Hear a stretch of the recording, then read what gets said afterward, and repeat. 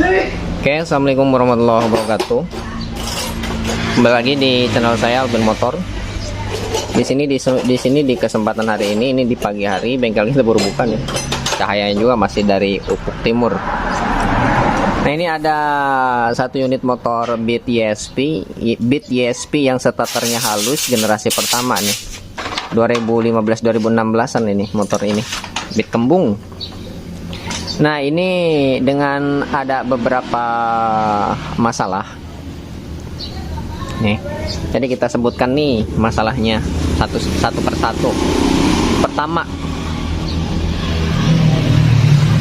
di bawahnya nggak enak, katanya agak goyang, tolong dicekin. Yang kedua, saat RPM bawah suka ada jerak di bawahnya, jerak. Pokoknya gitulah. Pas di angkatan awal dia nggak enak, ada jeda. Ngomongnya pengen dicek di bagian area CVT, ngomongnya kata yang punya motor. Gitu. Nanti kita cek di bagian area bak CVT-nya, komponen yang ada di bagian dalam CVT-nya kira-kira apa yang bermasalah. Dan yang ketiga, yang terakhir, ya. Ini saat dikendarai, kalau misalkan udah suhunya agak panas, ini di sini ada kedipan ngomongnya, nyala lampu sininya, lampu cek engine-nya gitu, nyala.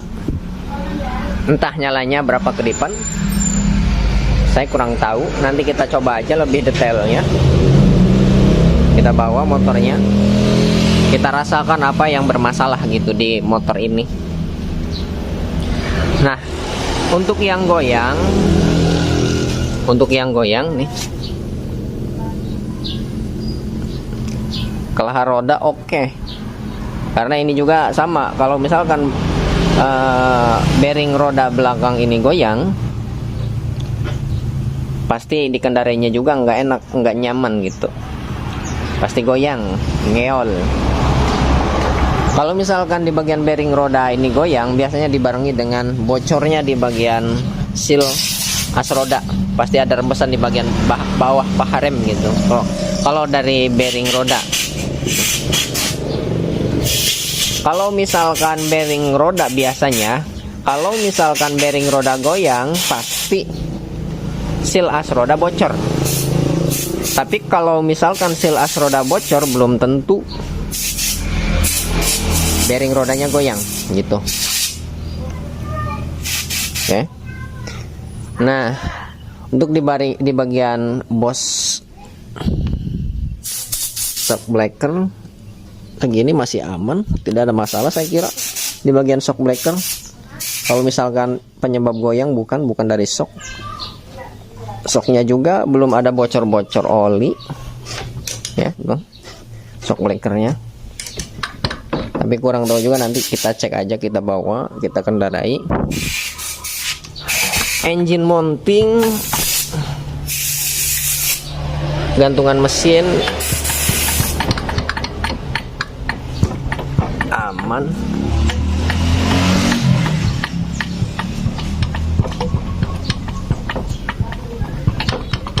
Sebelahnya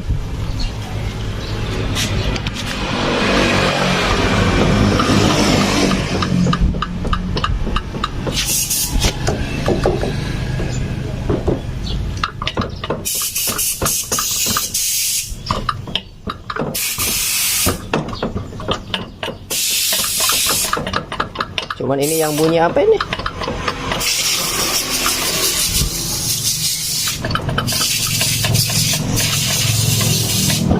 Oh, standar 2.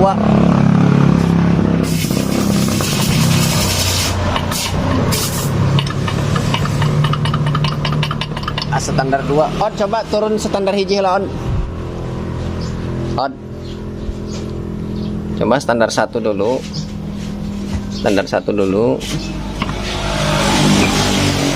Coba goyang standar hiji. Oh, nggak ada noh. Itu dari standar 2 tuh, nggak ada. Coba standar 2D. Oh, baru bunyi. Dari standar 2. Oke lah, itu tidak ada keluhan dari yang punya motor, jadi biarkan saja. terkecuali yang punya motor mengeluh digoyang-goyang berisik gitu, baru kita benahi. Kalau yang nggak ada instruksi jangan. Nah. Oh. Ini ternyata di bagian seal rodanya juga bocor. Tuh. Oke. Seal rodanya bocor, bos. Tuh. Kanan, yang kiri. Nah, bocor semua. Nah, ini potensi motor ini menjadi goyang ini dari sini, dari shock yang olinya kosong gitu. Jadi terlalu empuk di bagian shock breaker depan, makanya dia akan terjadi tidak stabil gitu. Ya. Ini dari sini. Setirnya nggak stabil, kerasa goyang dari sini. Terus kontrasnya kena sinar cahaya matahari. Kita cek bearing. Cara ngecek bearing gini, bos, nih. Angkat ke atas, bawah tahan, atas tahan, goyang kanan kiri. Nggak ada. Aman. Untuk di bagian bearing roda aman. Selanjutnya cek komstir. Ini agak jauh nih kameranya.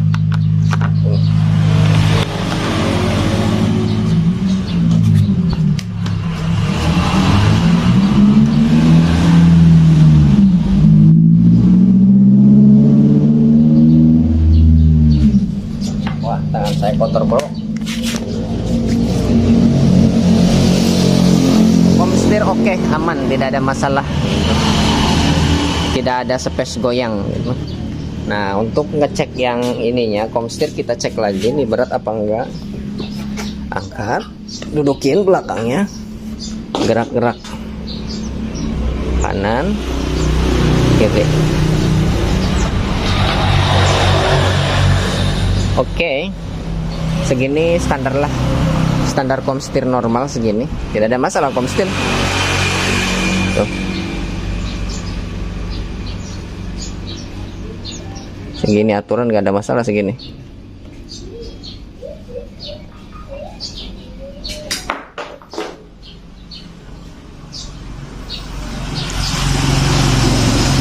Aturan, tapi agak sedikit berat dikit. Ini kerasa apa enggak ya?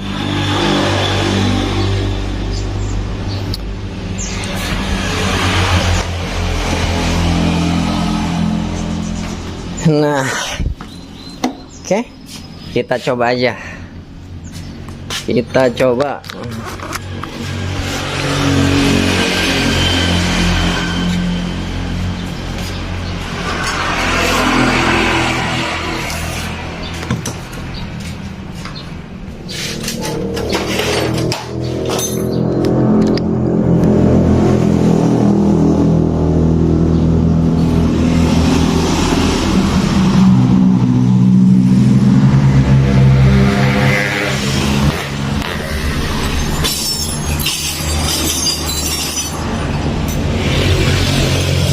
Kita coba jalan-jalan. Arek Milo. Oke. Kontak. Nyalakan. Tidak ada cek engine. Tidak menyala.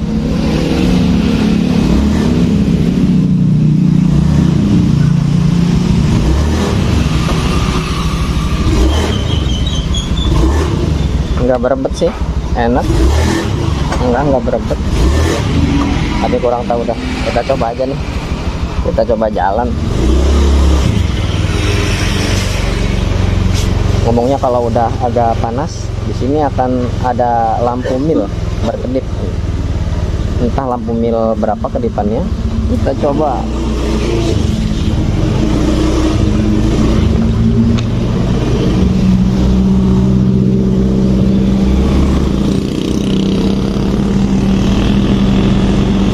Dulu kita coba di bagian setangnya goyang ngomongnya.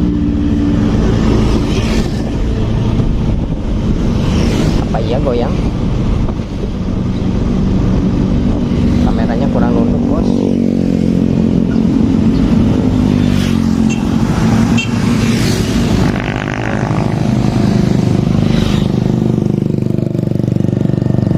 Biar teman-teman ngeliat nih ke bagian speedometernya, cek engine-nya nanti nyala apa enggak gitu.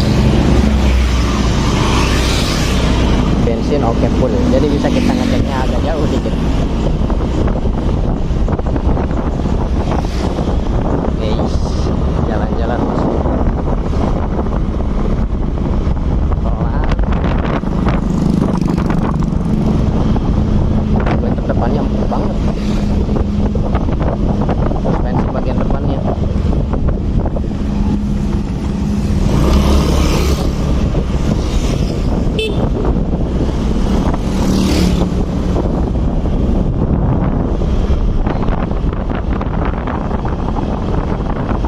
Perasaan nih untuk ngerasainnya.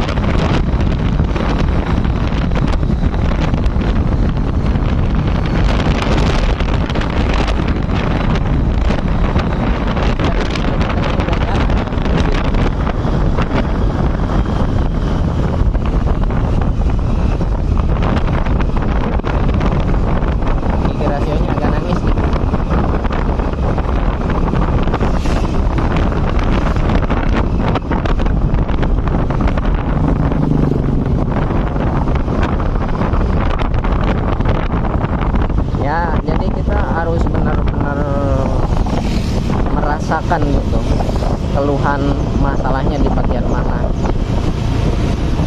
ya, jadi harus benar-benar ngerasakannya dengan menggunakan perasaan banget gitu. Karena kadang-kadang yang punya motor itu kan udah patangannya motor sendiri, jadi sehari-hari dia yang merasakan, yang membawa motor ini. Jadi ada gejala, ada penyakit sedikit aja dia kerasa. Kadang-kadang feelingnya itu lebih peka daripada kita yang memperbaiki ya. Kalau kita kan setiap hari menjumpai suatu masalah, beda-beda, beda jenis motor, beda kendaraan, beda brand, Suzuki, Honda, Yamaha. Tapi kalau yang punya motor ini aja satu, karena batangannya motor ini gitu, yang dikendarainya motor ini tiap hari. Jadi kalau ada masalah itu dia akan bisa membedakan gitu.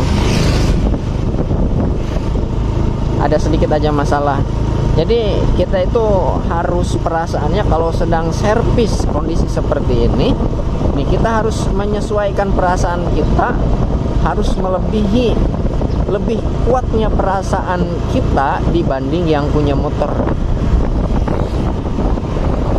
Ngerasainnya kondisi motor normal seperti apa dan kondisi motor yang mengalami masalah sesuai daripada keluhan yang punya motor itu seperti apa gitu masalahnya. Pertama dia goyang ngomongnya.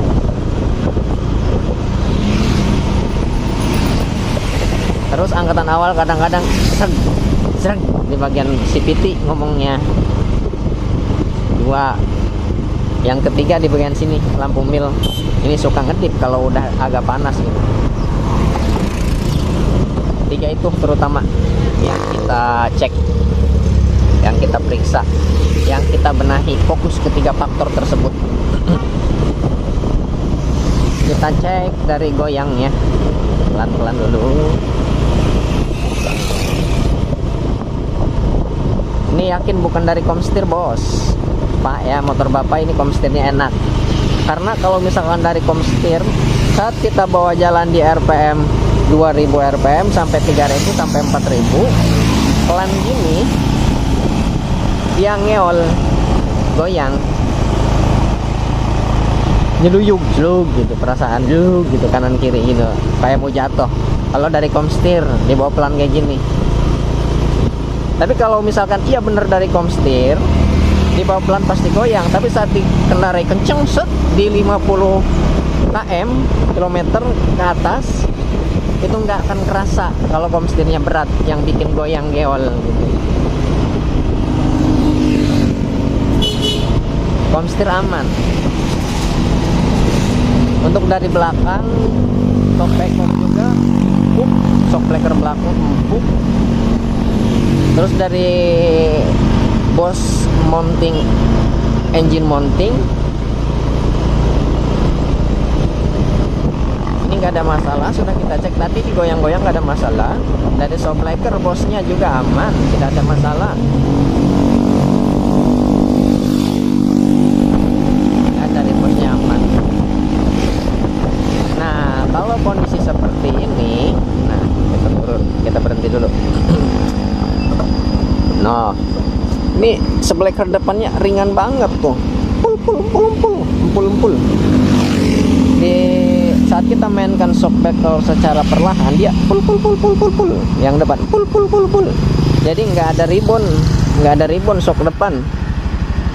Ya, karena shock depannya kering olinya kemungkinan ini. Soalnya udah lama banget kelihatannya ada lumeran atau tetesan-tetesan di bagian oli shock breaker kanan kiri. Ya, olinya kosong ini kayaknya. Jadi tingkat ribbonnya, tingkat tarik di bagian sulingannya, tingkat hidroliknya gitu lebih jelasnya, dia nggak ada. Karena tingkat ribbon dan tingkat hidrolik pada shock breaker itu yang diandalkan yaitu oli shock. Kalau shock breakernya normal juga, dalam artian seal bagus, sulingan bagus, dan komponen yang ada di bagian dalamnya bagus. Kalau misalkan oli shocknya kurang, apalagi sampai nggak ada oli shocknya, ya percuma, nggak akan ribbon, dia empul-empulan, pul. Cul. Ya, sama halnya dengan shock breaker belakang. Kalau misalkan shock breaker belakang mati, sampai bocor-bocor nggak ada olinya, dia kena polisi tidur aja langsung ngejetrak ke atas. Bahkan kalau pakai kenceng, yang bonceng di belakang bisa mental gitu. Bisa hilang, jatuh gitu, ketinggalan, ngampul ke atas, ke langit, ke sana. Aduh.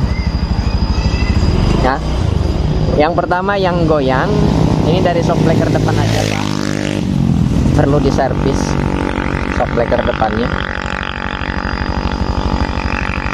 Shock breaker depannya perlu diservis, ganti oli, ganti seal.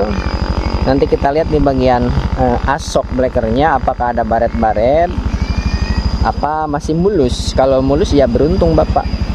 Kalau misalkan ada baret-baret di bagian as shock, percuma, mau diganti shock beberapa kali pun akan tetap bocor. Karena logikanya dia terparut, bergesekan dengan yang kasar. As shock kasar, seal shock baru percuma, seal shock akan baret lagi karena kegesek oleh lawan seal shocknya itu, yaitu asnya lecet atau kasar. Percuma, tidak akan awet. Sekalipun di amplas dikosok sampai selembut mungkin, itu nggak akan awet. Ya, tidak akan awet. Paling awetnya beberapa bulan, beberapa minggu dia akan bocor lagi. Tidak sesempurna as shock yang mulus dari pabrikannya. Beda lagi. Ya lain cerita kalau misalkan suruh ngakalin. Beda lagi. Nah, untuk yang goyang, yang geol ini dari shock depan udah fix, dari shock depan. Terus yang ngejerdeg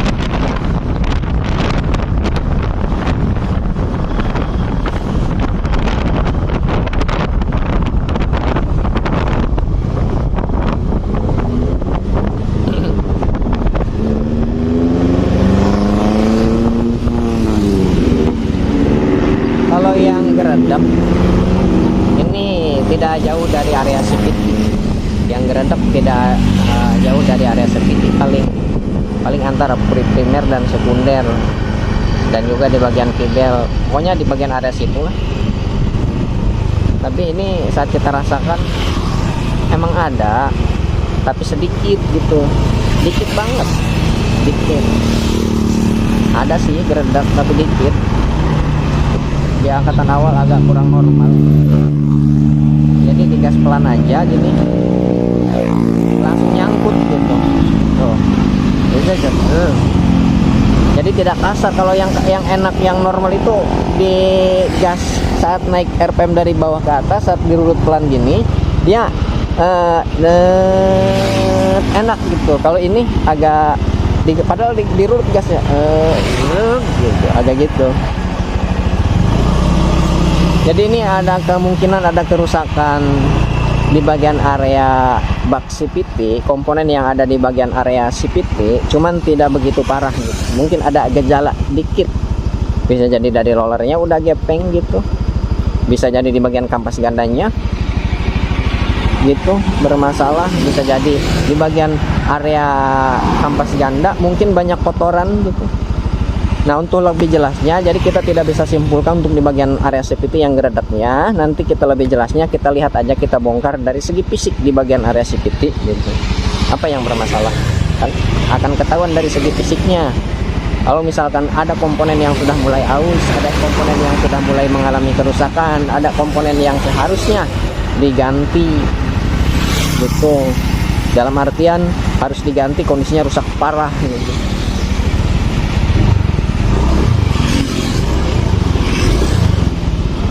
Kalau untuk di bagian rasio emang ada saat mulai seiringnya naiknya RPM, saat dijalankan, saat dikendarai dia bunyi. Semakin RPM tinggi, suaranya semakin hiung. Itu dari gigi rasio yang udah tidak sinkron gitu. Ya, mungkin sebelumnya sudah pernah mengalami, mungkin di bagian air lagi, di bagian oli gardan sudah pernah terindikasi terkontaminasi dengan air mungkin sebelumnya.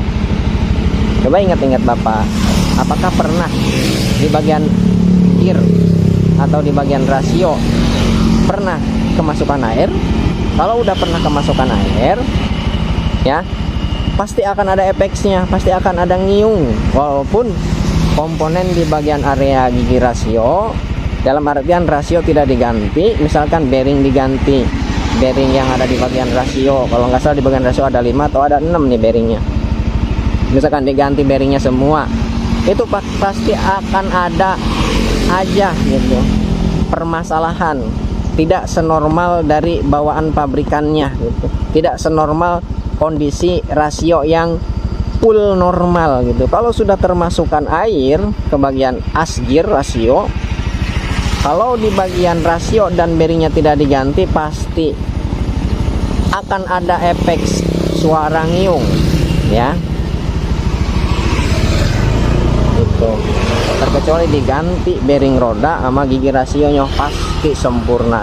Tapi enggak juga ya, banyak masalah di motor-motor baru juga ngiung padahal bawaan dari pabrikannya gitu.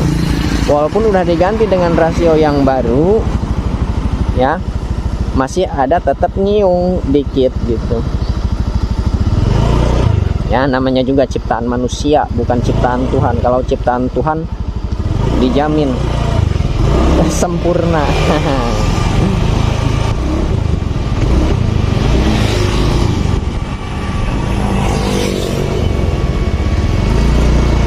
Cuman ini lampu cek engine-nya belum menyala. Dah, ini udah kejauhan, kita balik lagi.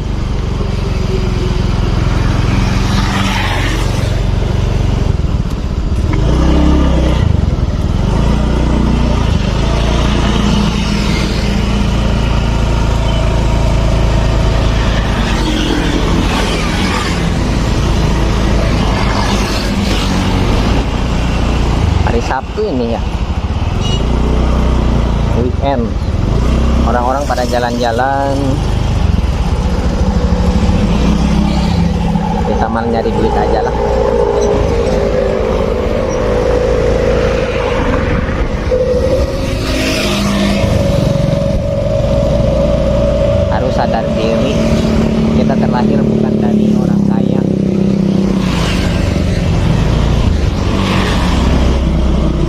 Tapi hiburan penting juga ya teman-teman. Sekali-kali jangan usaha terus, jangan kerja terus, nanti Anda stres. Sekali-kali hiburan, refresh, biar otaknya jernih lagi. Nanti kerja lagi, itu hiburan lagi, kerja lagi. Itu aja udah, nikmatin hidup apa adanya, jangan memanfaatkan sesuatu yang dipaksakan. Itu nggak baik dalam segi apapun.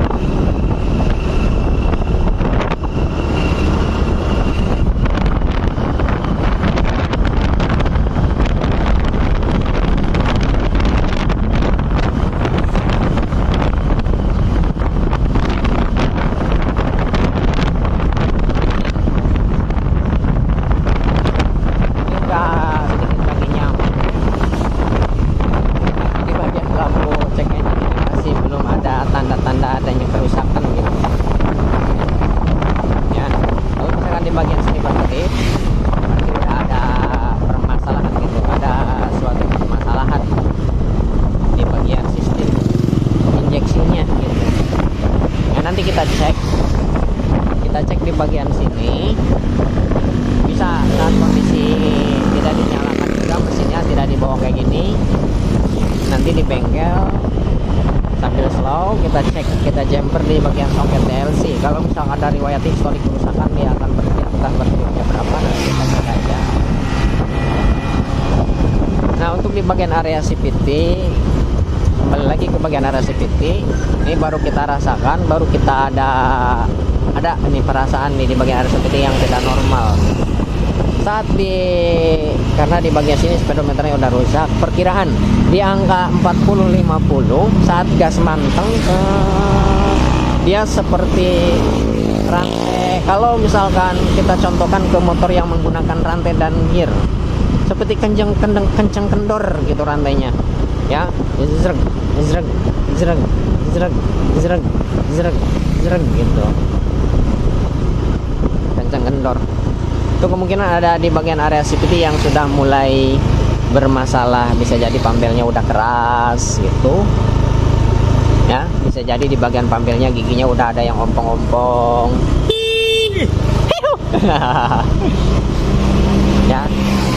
Bisa jadi di bagian pambilnya giginya udah ada yang ompong-ompong. Bisa jadi di bagian per, di bagian kampas ganda, pernya bukan per sentrik ya, per yang CPT puli itu udah lemah. Bisa jadi udah diganti pakai yang RPM-nya lebih tinggi. Bisa jadi udah diganti pakai yang 1500 RPM. Dan juga bisa jadi di bagian rollernya udah gepeng. Kalau roller udah gepeng, udah peang, itu pasti saat dikendarai, saat RPM mandek di 40 sampai 50, ya kalau jalan suka gini, jereg jereg jereg jereg. Ya. Karena kondisi di bagian lumah roller atau di bagian rollernya, dia saat posisi menggelinding ke bagian atas, RPM tinggi kan, kita analogikan ke jari kayak gini ya. Nih, ini ibaratkan roller. Ini RPM bawah, saat tidak, mesin tidak jalan gitu, motor tidak jalan gitu, diam, itu cuma hidup doang, dia di bawah. Saat dia mulai naik RPM, dari RPM 1000 RPM ke atas mulai naik, set, kalau kita manteng di 2000 RPM dia berhenti di sini. Nah, cet di sini. Kalau misalkan kita naikkan RPM lagi, misalkan sampai 60 lah, ya, set, berhenti di tengah. Kalau misalkan sampai mentok RPM-nya, dia sampai naik ke atas gitu. Ya, kalau misalkan saat posisi setengah RPM, taruhlah dia 60.000 km di sini, kilometer, set, bukan 60.000, 6.000 maksudnya. Set di sini di tengah-tengah, kan pertengahan, ke atas enggak, ke bawah enggak. Si roller dia bertahan di situ. Nah, kalau misalkan rollernya gepeng, kebetulan pas posisi yang gepengnya, dia yang lain dia naik turun gini, ya. Yang misalkan yang gepeng diam aja gitu. Maka terjadilah ketidakseimbangan antara lumah roller dan puli lumah roller ini nantinya.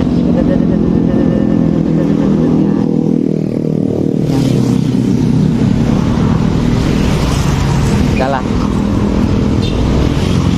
Nanti kalau banyak bacot yang nontonnya bosen, kita bongkar aja langsung. Jangan banyak teori ya, karena penonton itu kebanyakan tidak suka teori, langsung praktek aja setelah kita analisa. Kalau misalkan kita banyak teori, itu menimbulkan ini aja nantinya, apa, perdebatan yang tidak jelas gitu. Oke. Ini belum, nggak ada kedipan. Ceplok. Matikan bosku.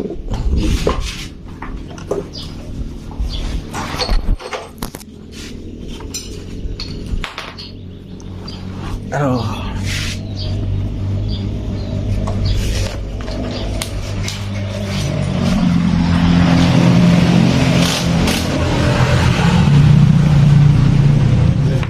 Wait.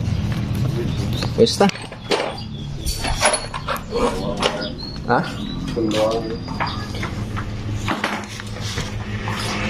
Iku doang. Piringan Pixen. Hah? Piringan Pixen. Ayak ya? Burit. Buri ayak. Burit. Ayak. Oh, bawa na wae no parasi.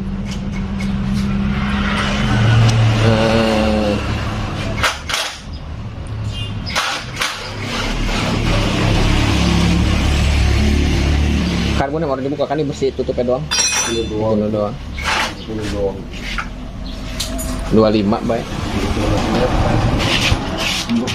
Oh iya. Taruh filter. Iku filter ya, depan diganti. Mau diganti orang apa? Ku filter kian ki. Oh iya. Ora.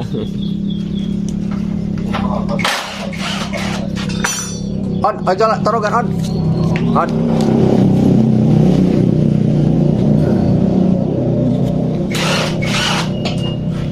Lamun masih bongkar bagian area koplingnya, bukan kampas ganda nih entek ya, bukan kampas ganda sebelah kanan entek. Iku nih jing ditutup keran ya. Oh kadang-kadang.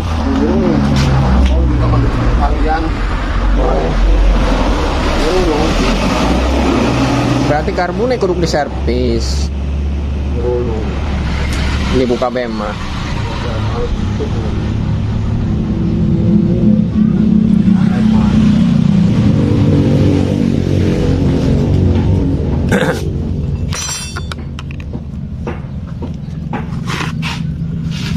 Ya, itu bener biar. Hah? Ya, cekain gitu. Tuh, mendingan dialaan tuh, le goreng dia tuh kena bulukan supaan. Di kumbalan gua yang pasang. Kumbah pakai baik dari keman idenya.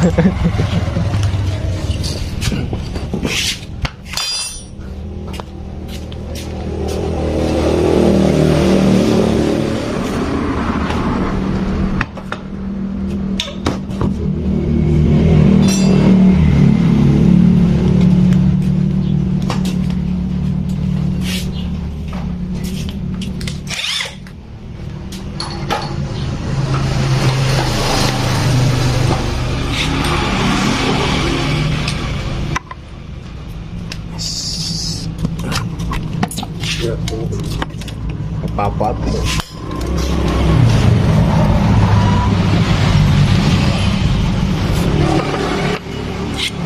Kita bongkar di bagian area CPT dulu ya nih.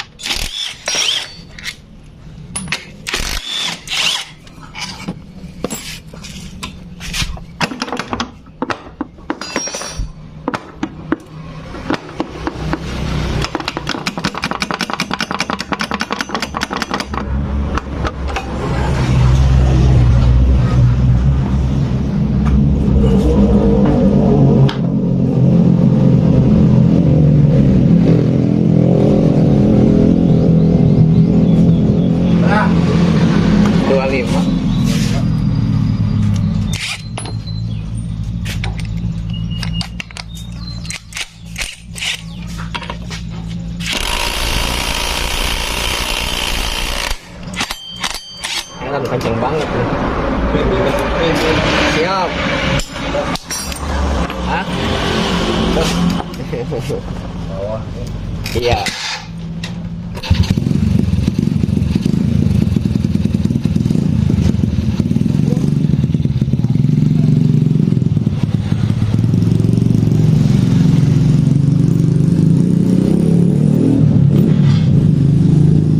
Panas bosku.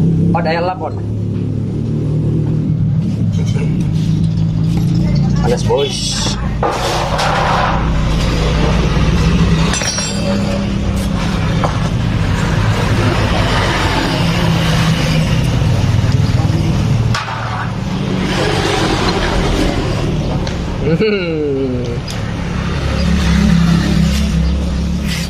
Menurut kan, timbang. Lihat nggak? Nah. Tuh. Jadi bimbel berhenti di bagian sini doang. Tidak sampai naik ke atas. Ini udah tidak rata gitu derajatnya, udah berubah. Yang susah cinta.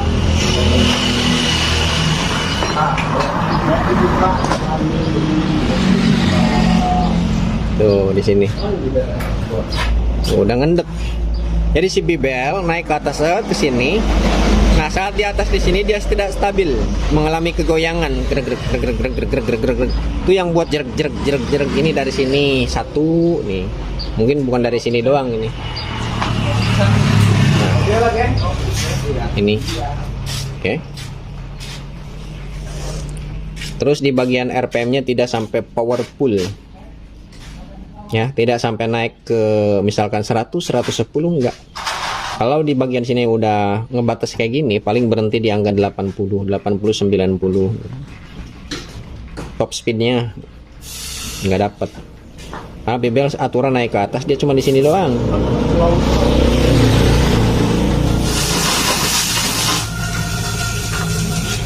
Sekarang kita bongkar di bagian rumah loader.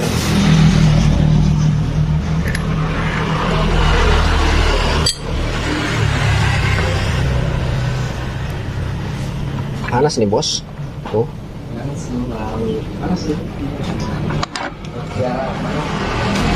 Silkruk as aman.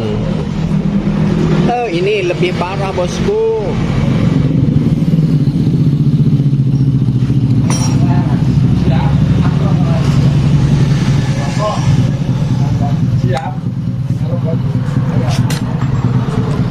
Bagian bosing ini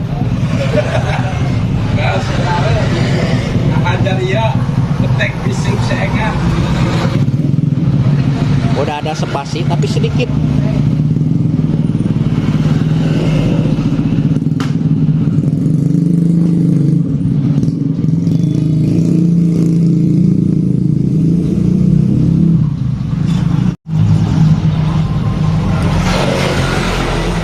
Udah ada spasi tapi dikit. Perasaan kamera ini makin buram ya. Tuh, spasi dikit. Oke lah, oke. Ini paling menciptakan suara berisik dikit. Kluk kluk kluk kluk kluk kluk kluk kluk kluk kluk kluk. Ini dari sini goyang. Nah, dari bosing. Kalau misalkan goyangnya parah, juga akan berpotensi mengakibatkan kerusakan ke bagian pibel, sekalipun pibelnya yang original kalau space-nya banyak. Kalau dikit gini masih ada toleransi, masih bisa digunakan gitu. Ini juga masih ada toleransi, masih bisa digunakan. Cuman ada perasaan perbedaan gitu dari kondisi normalnya kipas gitu di kendaraannya pasti nanti. Yang lebih parahnya lagi ini di sini, bos.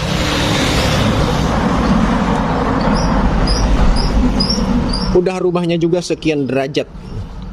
Nah, bisa teman-teman lihat. Tuh. Di bagian sini udah ngombak. Kamera fokus dong. Tuh. Pibel dari sini naik, glek. Dari mulai di sini nih. Saat RPM 70, 80 nggak nyampe lah di 70, 60, 60, 70, 50, 60, 70 di sini. Dia mulai tidak stabil di angkatan awal, di sini masih stabil, tapi saat naik ke atas dia tidak stabil si pibel, kendor kenceng. Makanya ada saat dikendari tadi ada perasaan kok gini gitu. Ya saat kita panteng di RPM perkiraan karena di bagian jarum speedometernya mati, saat kita panteng kisaran di RPM 60 sampai 70 ya kilometernya dari jarumnya perkiraan di 60 70 dia gini jeg perasaan bukan jeg bukan gitu, sorry. Kalau jeg itu dari angkatan awal biasanya. Ini mah jeg seperti rantai kendor kencang maksudnya. Jereg gitu. Ini dari sini. Saat pibel mulai naik di bagian atas, di bagian ini dia tidak stabil gini, goyang. Ini lumah loader. Udah derajatannya udah jauh banget.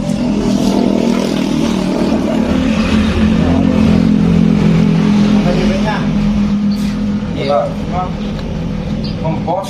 Oh, ngempos. Rumah urung. Extreme. Coba nyalakan.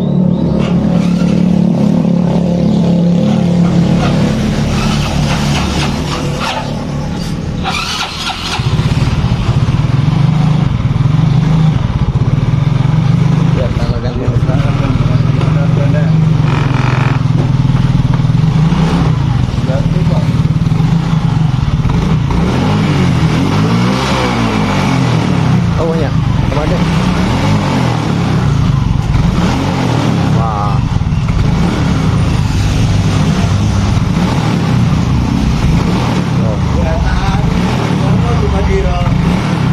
Enggak sih lah.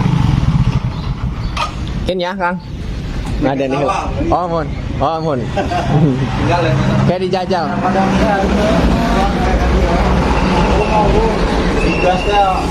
Merebet tuh jalan, jer gitu ya. Kayak dicek. Oh, Extreme merebet gas full seperti kalau motor Beat injeksi seperti TPS yang bermasalah. Dia gas full bukannya malah naik RPM, malah dia beleg gitu. suara mesinnya mati hidup, naik turun RPM-nya. Biasanya kalau motor ini biasanya masalahnya di bagian TPS, kalau nyalanya kayak gitu, bukan TPS sorry, di bagian regulatornya bermasalah biasanya. Kiprok gitu. Karena untuk di bagian sistem pengapiannya ini semi full web gitu ya. Spoolnya udah full web tapi sistem regulatornya bukan full web. Kayak Mio M3, Mio J, pokoknya Yamaha Mio yang cc-nya 110, bukan 110, 115, 125 gitu. Spool di bagian spoolnya udah dibilang full web gitu ya, tapi regulatornya bukan full web, semi full web dibilangnya lah. Ini semi full web lah gitu. Untuk sistem pengapiannya, kelistrikannya. Nah, kita lanjut ke sini bosku.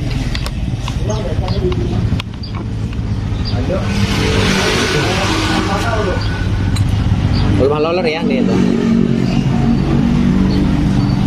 Kalau misalnya pengen normal, ini diganti lumah rollernya karena udah dalam, di derajat juga nggak akan kena nih tuh.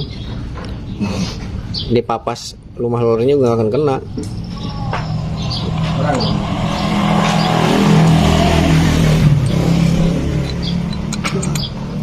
Slide piece-nya udah koclak banget, slide piece-nya.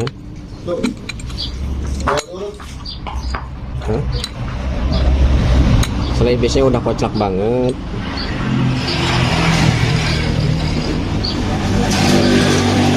Ini bisa diganjel, bisa diganti, tergantung permintaannya, mau diganjel oke, mau diganti oke.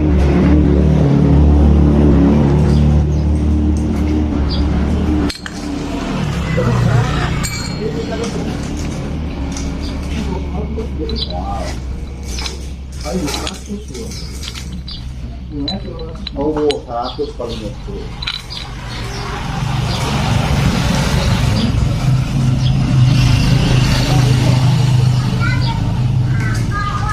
Oke bosku, roller masih bagus banget. Roller masih bagus, nggak ada peang-peang, nggak ada gepeng-gepeng di bagian roller. Roller aman.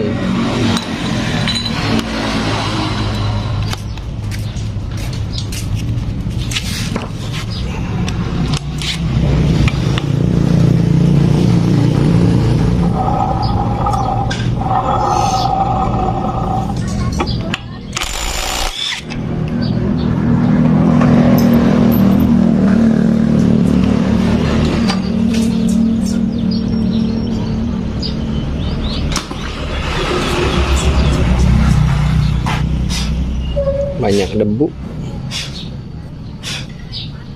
On kunci ya. Kita cek pibel dulu, pibel. Ya, pibelnya KPY. Ini ya teman-teman nih. Untuk Beat ini generasi keberapa ini? Generasi ketiga. Generasi ketiga dari mulai keluaran motor Honda Beat. Pertama nih Beat Karbu yang kode partnya KPY nih ya. Ini generasi pertama pibel motor Honda Beat generasi pertama, ini kodenya KPY. Yang kedua Beat kembung kayak gini yang bodinya percis kayak gini. Terlalu zoom. Yang bodinya percis kayak gini tapi yang starternya kasar ya, yang kode partnya KZL ya. Itu generasi kedua Honda Beat. Generasi ketiga ini Honda Beat ini Beat YSP yang starternya halus gitu. Yang sering saya ucapkan saat memperbaiki motor ini, biasanya ini Honda Beat ESP generasi pertama gitu. Karena Honda Beat generasi ketiga ini dari globalnya Honda Beat ini Tapi ini menjadi generasi pertama Honda Beat ESP yang starternya halus, ya. Dari terciptanya motor Honda Beat yang starternya halus, Beat ini yang pertama dibuat, Beat ESP yang starternya halus 2015-2016an ini. Dan untuk kode part pambelnya salah satunya nih ya, Beat Karbu, kode partnya KPY generasi pertama. Beat kembung kayak gini yang starternya kasar, yang kode partnya KZL. Ini kode partnya di sini KZL yang generasi kedua. Dan yang ini yang di depan saya Beat ESP generasi pertama. Kalau dari globalnya Honda Beat, ini generasi ketiga, ya. Ini kode partnya di sini bukan KPY, bukan KZL, ya. Tapi seharusnya kode partnya K44 sama dengan Mio Z, bukan Mio, sorry, Beat Pop K44 harusnya, ya. Ban coba nyaren, Mbak. Ya, seharusnya ini K44 minimal KZL lah gitu di bawah adinya motor ini. Kalau ini langsung ke bungsu gitu sibelnya. Jadi perbedaannya jauh. Dari anak ketiga make spare part pakai anak yang ke-1, bukan bungsu, anak pertama.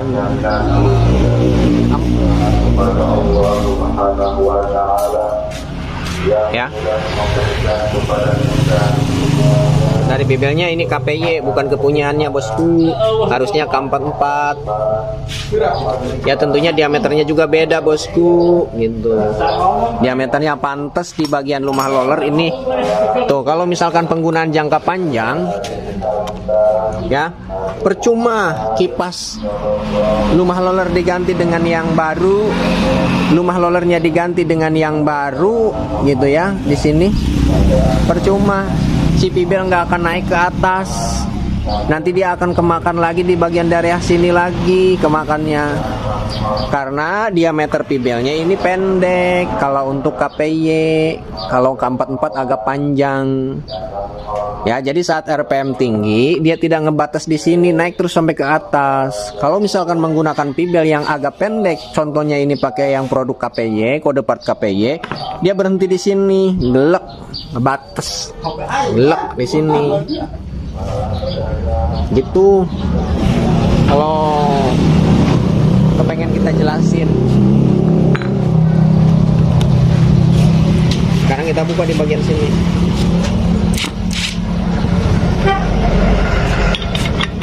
Pasang itu tuh.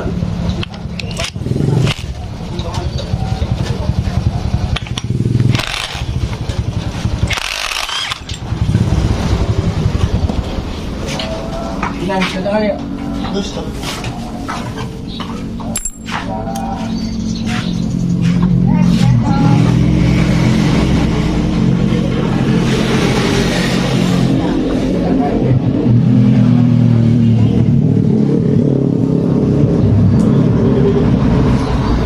Di sini segitiganya udah nggak dipasang, udah nggak ada. Mungkin sebelumnya udah rusak, tapi nggak masalah. Ini yang jadi masalah ini senap ringnya atau eklipnya ini lepas tuh. Eklipnya lepas, ini juga kendor mau lepas. Yang sebelah sini nggak ada. Berikut ring-ringnya juga nggak ada tuh.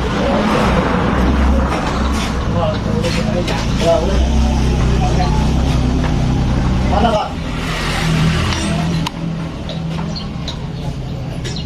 Kampas ganda segini masih aman, karena besi di bagian rumah kampas ganda dengan kampas ganda ini lebih tinggi.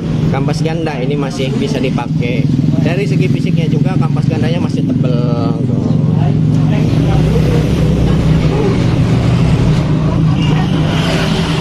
Berarti bantalan kampas ganda di sini masih aman. Ini tinggal kita buka, kita bersihkan. Ini supaya lancar nih bukaannya. Ini juga supaya lancar bukaannya. Ini juga supaya lancar bukaannya.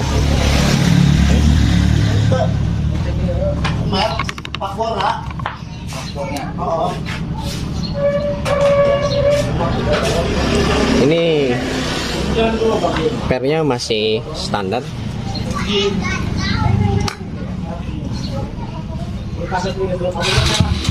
Pulinya masih oke lah, masih bisa dipakai, masih standar.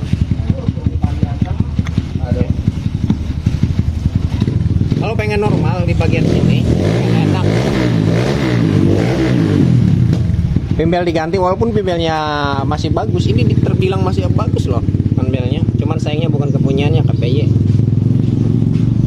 Kalau pengen normal ini ganti pimbelnya Pak, pakai kode partnya K44 biar pimbelnya agak sedikit panjang gitu ya.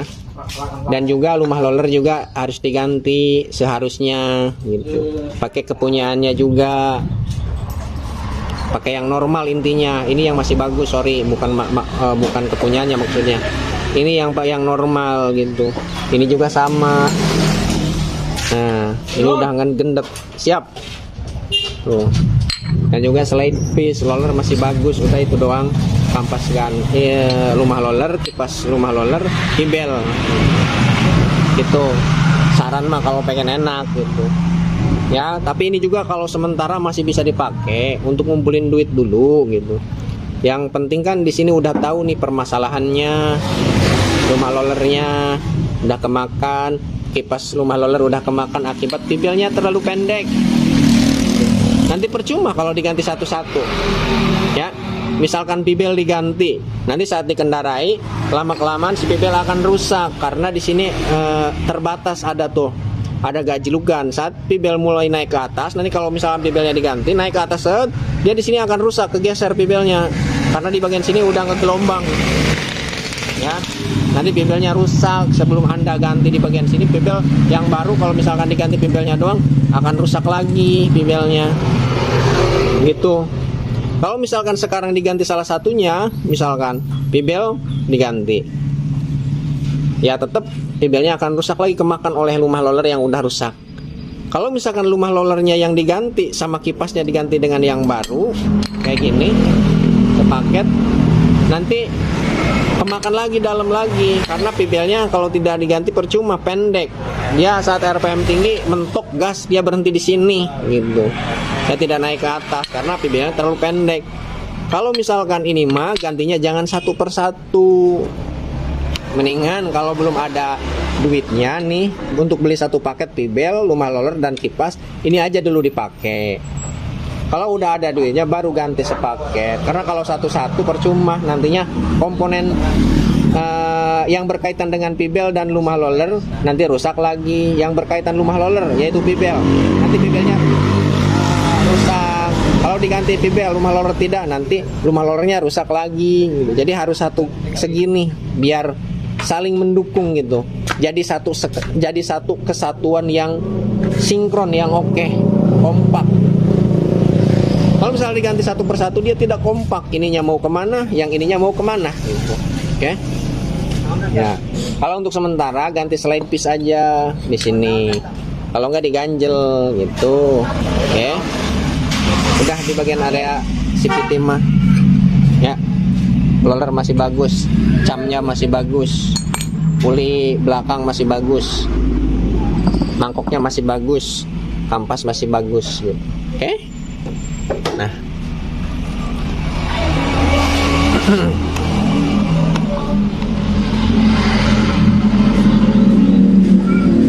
Sekarang kita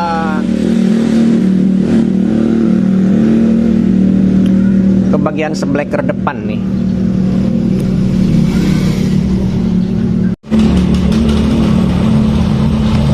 Ke bagian sebleker depan, kita bongkar sebleker depan.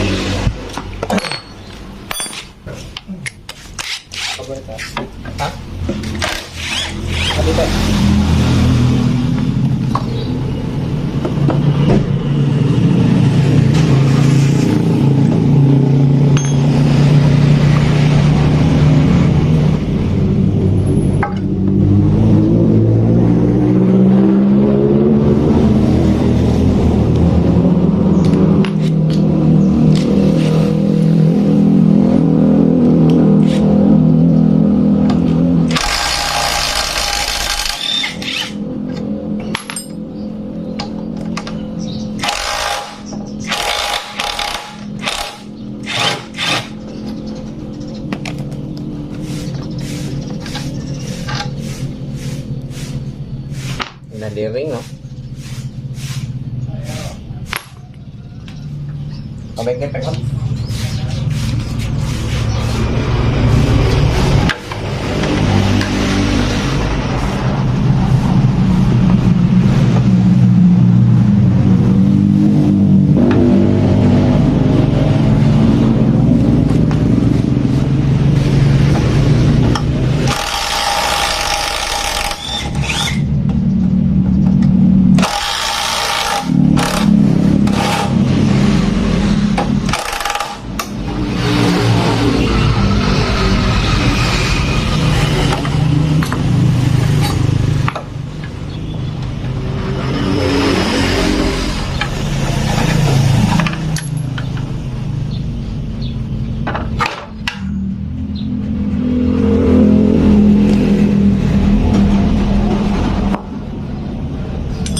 Hot. Masih sok gitu. Sok ya. Tunggu ada oli, no. Ini kita lihat nih asnya baret apa enggak. Kalau baret, aduh, enggak beruntung Anda, Pak.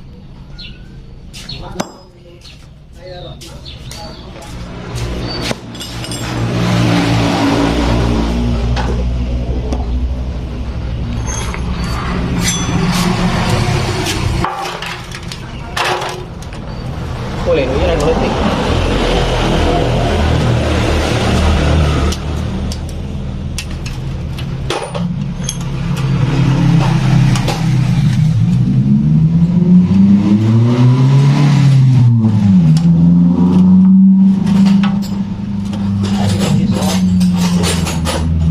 Letik ya. Stop.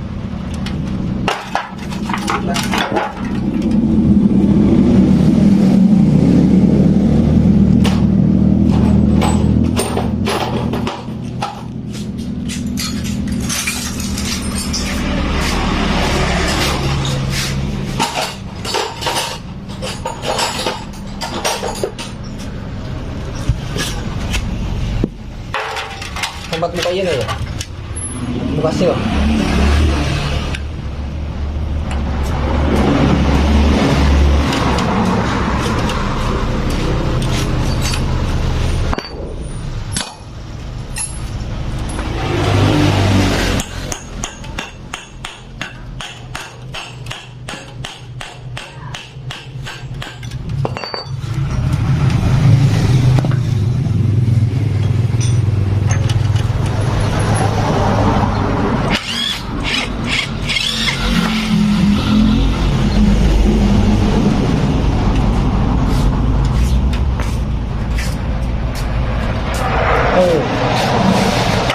Olian.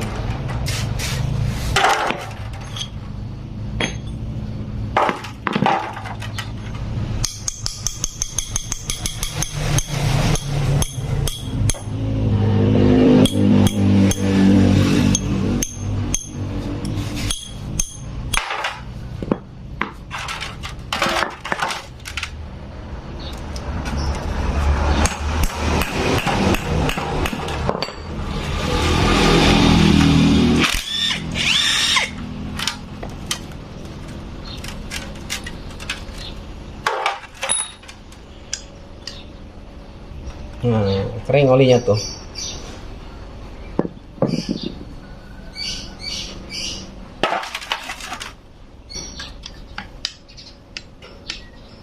Lapor tahap.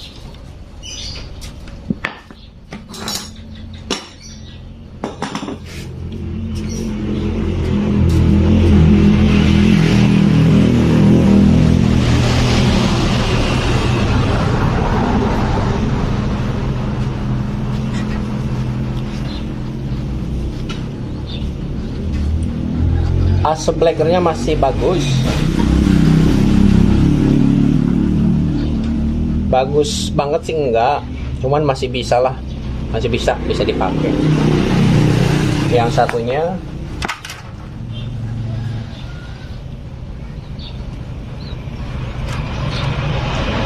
juga sama, masih bisa dipakai. Cuman ini agak berat ya, kesini ringan, tapi kalau kesini berat. mungkin dalamannya kotor banget. Ini nanti kita bersihkan. Buka ini ya.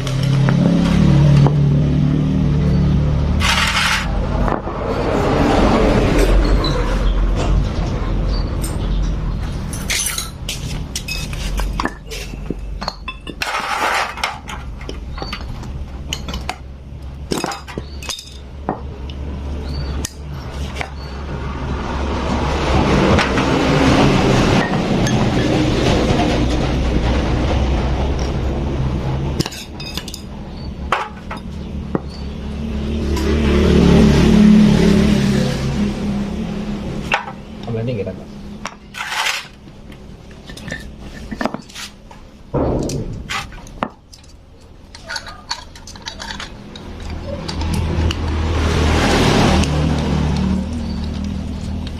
Nih, ini untuk buka seal ini lebih aman ya teman-teman nih.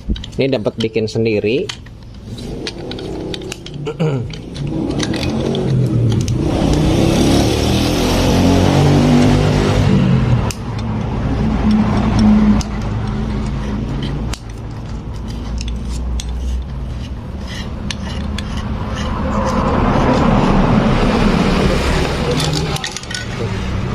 Jadi dari as shock breaker ini belah, tinggal pasang dong kayak gini. Loh.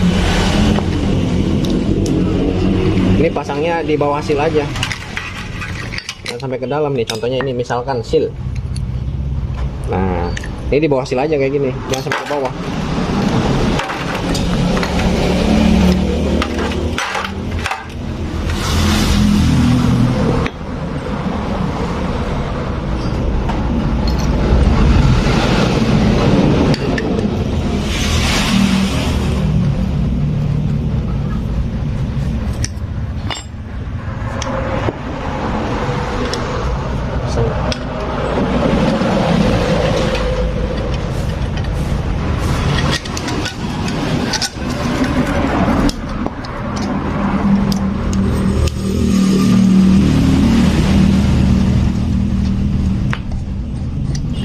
Sebenarnya ini bikinan juga, ini dapat niru ya. Pertama kita beli online, cuman kualitasnya bagus, kurang bagus, bahan materialnya kurang bagus, makanya kita tiru seperti itu. Cuman dari segi material bahannya kita buat lebih kuat gitu. Contohnya untuk penarik di bagian dalam yang kita pasang tadi, kita ganti menggunakan bekas shock breaker, tadinya kaleng.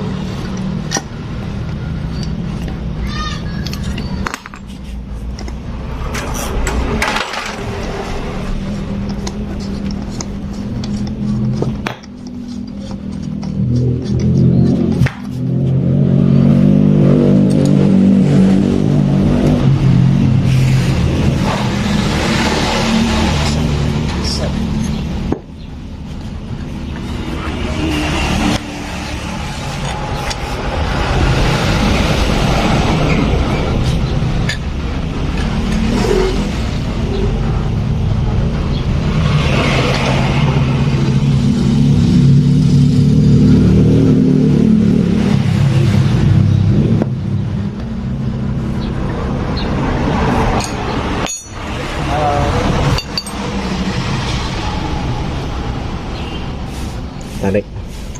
Nah,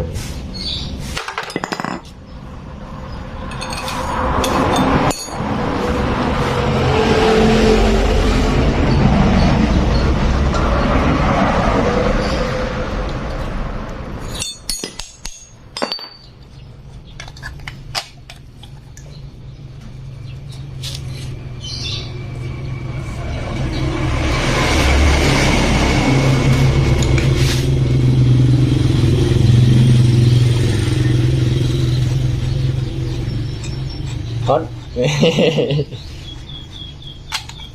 Ngalamun jauh.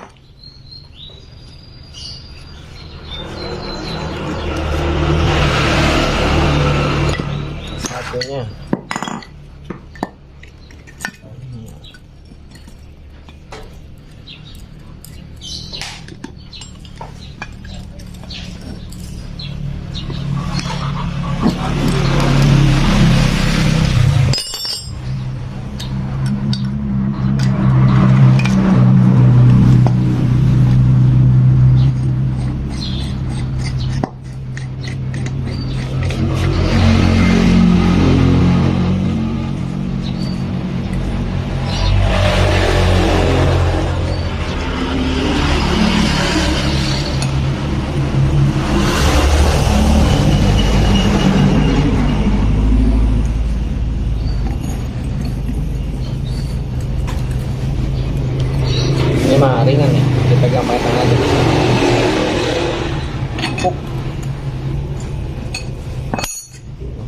langsung kena.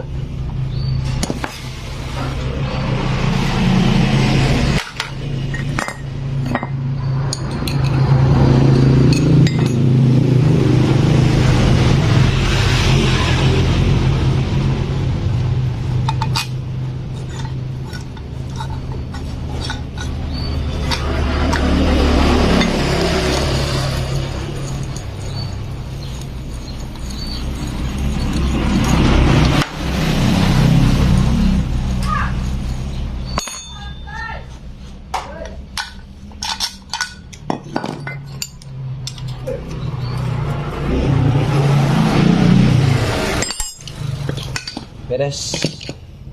Untuk di bagian subleker ini ganti seal doang, seal bawah, seal atas, seal shock sama seal abu, sama oli shock. Udah beres. Ini tinggal dicuci.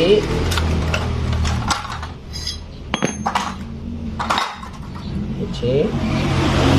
Hot, badan.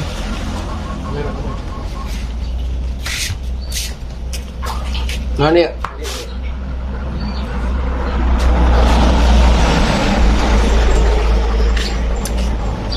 tinggal dicuci pakai air ya. Kalau saya di sini ngebersihin shock. Kalau menggunakan bensin, menggunakan solar itu boros. Harus beli solar, harus beli pertalit. Mahal. Lagi pula pertalit di sini harganya mahal. Ecerannya 10.000 paling dapat segelas setengah. Nggak ada pertalit, sorry. Kalau beli pertalit harus ke pom bensin, ke Pertamina. Kalau eceran-eceran di sini nggak ada. Kena hukum kalau yang mengecer pertalit. Adanya pertamak tuh sendiri 10.000, di sini paling segelas setengah pertamak ya. Makanya kita cuci pakai sabun colek. Ekonomi. Terus disemprot, dibersihkan, terus dijemur sampai benar-benar kering. Jadi di bagian dalam tabung soknya itu terus pakai kain misalnya gini, masukin terus pakai obeng sampai bersih. Setelah bersih dia disemprot pakai angin, setelah disemprot pakai angin dijemur. Nah untuk selanjutnya kita kesini lagi, satu lagi masalahnya di bagian lampu cek engine.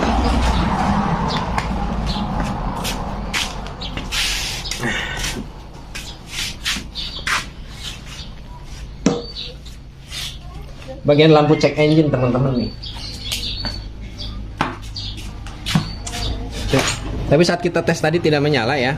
Nanti kita cek aja, kita reset, kita cari. Dalam artian reset itu mencari masalah. Ada yang bisa dikontrol dari lampu cek engine, kerusakannya ada yang tidak bisa. Contohnya kalau misalkan motor mengalami berbet, dicek melalui lampu cek engine di jumper. Kalau misalnya ada kerusakan di bagian sensor-sensor, dia akan timbul nanti. Pokoknya kerusakan motor di bagian berbet itu ada yang bisa dilihat di reset dari kedipan di bagian sini, caranya di jumper. Ada juga yang tidak bisa di reset, tidak nampak kalau di reset kerusakannya gitu. Contohnya seperti busi, cangklong busi ya. Contohnya di bagian tekanan full pump bermasalah, dan juga di bagian injektor tersumbat. Itu tidak akan terlihat ke bagian kontrol cek engine ya. Jadi yang terlihat di bagian kontrol cek engine salah satunya di bagian TPS error, bisa jadi kontrol ke sini muncul kedipan ya. Bisa jadi injektor, kalau injektor rusak dia akan timbul kedipan ke bagian sini, kode 12 nantinya ya. Kalau misalkan di bagian EOT nya bermasalah, dia akan timbul ke sini kedipannya gitu ya. Kalau misalnya ada kabel yang konslet, entah itu kabel TPS, entah itu kabel di bagian CKP, entah itu kabel di bagian sensor EOT, entah itu kabel di bagian sensor ICP ya, entah itu kabel di bagian sensor O2 oksigen. Kalau ada yang ngeground ke bagian bodi, ini akan timbul ke bagian sini, akan ada histori kerusakan timbul ya, memperlihatkan bahwasannya yang sudah kita sebutkan tadi salah satunya itu ada yang bermasalah.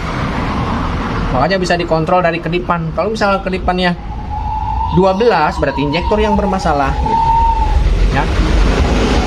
Kalau misalkan kedipannya 7, apa ya 7?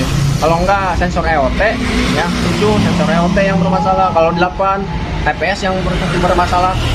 Yang kurang tahu itu 8 sama 7 tuh. Kebalik apa enggak antara TPS dengan EOT gitu. Saya lupa. Ya. Gitu. Kalau 52 CKP yang bermasalah, entah CKP-nya yang bermasalah, entah kabelnya ada yang konslet ngeground gitu. Sebelumnya juga sudah pernah kita tutorialkan untuk mencari kedipan, mereset suatu masalah gitu. Ya, sekarang kita langsung aja. Ini juga kendor.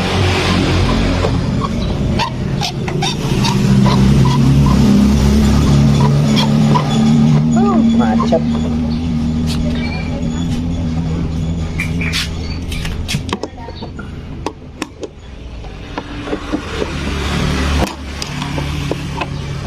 Jangan nggak bisa dibuka lagi nih buk akinya.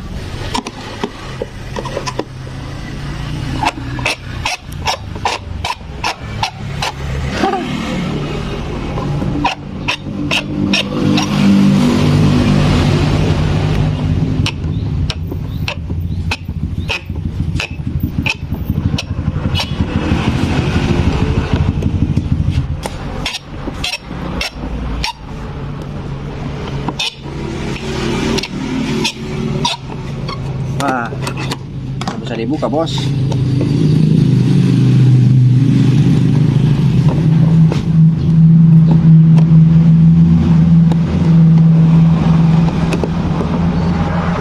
Bisa dibuka. Coba dari sini aja.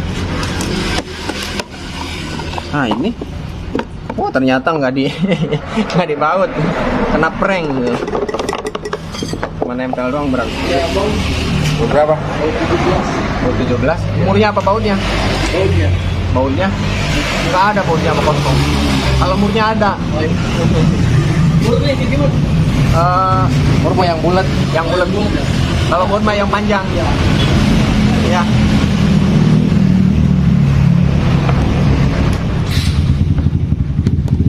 Nah ini kita jumper nih teman-teman nih. Ini soket DLC.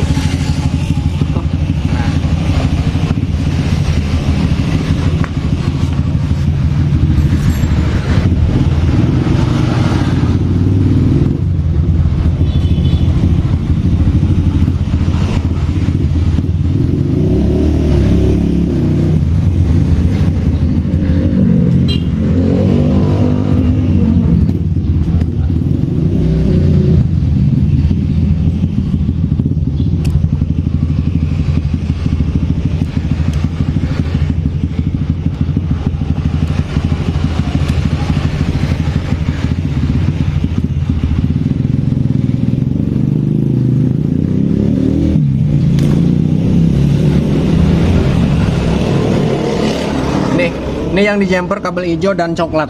Kalau berpatokan pada pin karbon. Nah, ini pin yang sebelah sini, ini pinnya, sebelah sini adanya hijau dan coklat. Jumper aja kayak gini, masukin slot.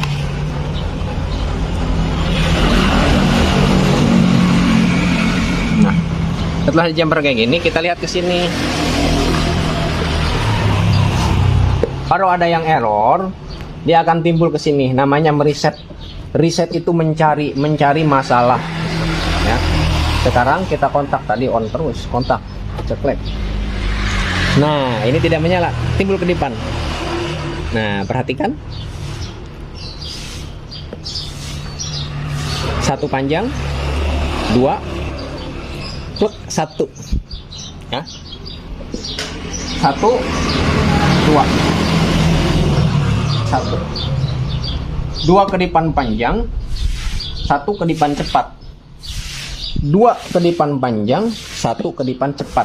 Berarti kalau satu kali kedipan panjang itu hitungnya 10, kalau satu kali kedipan pendek itu hitungnya 1. Berarti kode 21. Nih.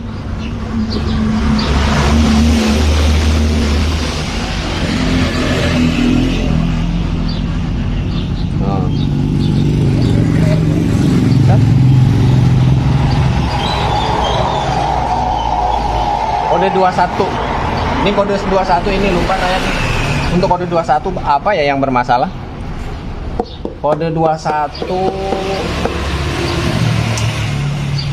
O2 ya, O2 sensor atau apa lupa, nanti kita searching ke Google. Kedipan 21 kira-kira apa yang bermasalah. Nah, kita di sini intinya aja ya, kalau masalah kedipan teman-teman bisa nyari referensi, nyari informasi di Google. Kalau misalkan kedipan 52 apa yang bermasalah, kedipan 12 apa yang bermasalah, kedipan 8 apa yang bermasalah, kedipan 7 apa yang bermasalah. Nah, tinggal teman-teman cari aja informasinya di Google. Banyak informasi. Zaman sekarang mudah kalau untuk nyari masalah. Tinggal kitanya aja yang menyesuaikan nih. Kalau misalnya udah ketemu kodenya kayak gini, kode 21, berarti ada yang bermasalah di sektor tertentu. Kode 21 silahkan teman-teman cari sendiri. Kode 21 bermasalah di bagian mana. Kalau misalkan, contohnya kalau misalkan kode 21 misalkan kerusakannya tertuju pada sektor O2 sensor, misalkan ya, ini teman-teman jangan dulu di reset klub. Ini bisa hilang dengan melakukan riset, hilang, dihapus histori kerusakan. Tapi kalau masalahnya belum terpecahkan, tidak diperbaiki, nanti dia akan timbul lagi ya. Jadi solusinya kalau udah ketahuan riset nih, di riset itu mencari udah tertuju pada kode 21 ya, misalkan di bagian O2 sensor, buka, telusuri kabel O2 sensor. Takutnya O2 sensor kabelnya ada yang terputus kabelnya, kalau enggak ngeground nempel ke body, kalau enggak kotor di bagian O2 sensornya, kotor ujungnya, dibersihkan, terus kabelnya dikontrol. Nanti ini pasti ada masalah, entah itu di bagian kabel, entah itu di bagian sensornya kotor ya. Nanti teman-teman praktekkan aja sendiri, buka kode 12 ini di sektor mana yang bermasalah, lihat Google, bersihkan sektor tersebut, kontrol sektor tersebut. Kabelnya kalau ada yang putus, sambung. Kalau misalkan udah jelas ada yang ngeground nempel ke bagian body, berarti teman-teman tinggal solasi, pisahkan antara kabelnya dengan bodinya. Nah, setelah masalahnya ketemu, sudah diperbaiki, baru melakukan riset, melakukan hapus histori kerusakan ya. Nanti dia tidak akan terulang lagi, tidak akan ada kedipan lagi. Kalau misalkan di riset doang histori kerusakannya, nanti dia kalau masalahnya tidak dibenahi, dia akan timbul lagi kodenya. Oke, pertama di riset dia sembuh, pertama dihapus histori kerusakan dia sembuh, tapi nantinya dia terulang lagi ya. Setelah beberapa jam saat dikendarai mesinnya, timbul lagi ada kode kerusakan yang nanti ada terkirim sinyal dari sektor yang rusak tersebut, akan terkirim ke bagian ECU. Nanti ECU mengirimkan sinyal ke bagian lampu cek engine bahwasannya sektor tersebut ada yang bermasalah. Percuma di riset beberapa kali, dihapus histori kerusakan beberapa kali, kalau misalkan pusat permasalahannya sektor yang sudah ditunjukkan oleh lampu cek engine ini tidak diperbaiki ya. Untuk perisetan dan untuk mencari masalah di bagian kedipan lampu cek engine sudah pernah sering kita tutorialkan, bahkan perisetan, terus hapus histori kerusakan, riset TP, riset SCM, terus pindah ke mode 1 sudah kita serahkan di video-video sebelumnya, tinggal teman-teman cari aja di video sebelumnya gitu, banyak ya. Oke. Tadi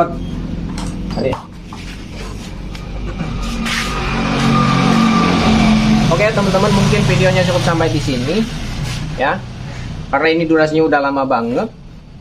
Ini tinggal prakteknya aja. Secara teori udah kita jelaskan. Untuk praktek di bagian area CVT, kerusakan komponen yang sudah kita jelaskan juga, apa saja yang bermasalah di bagian shock breaker depan, apa saja yang bermasalah udah ya kita jelaskan ya. Jadi mungkin videonya cukup sampai di sini. Kalau misalkan mau sampai beres semuanya, nanti aja ya teman-teman, doakan aja.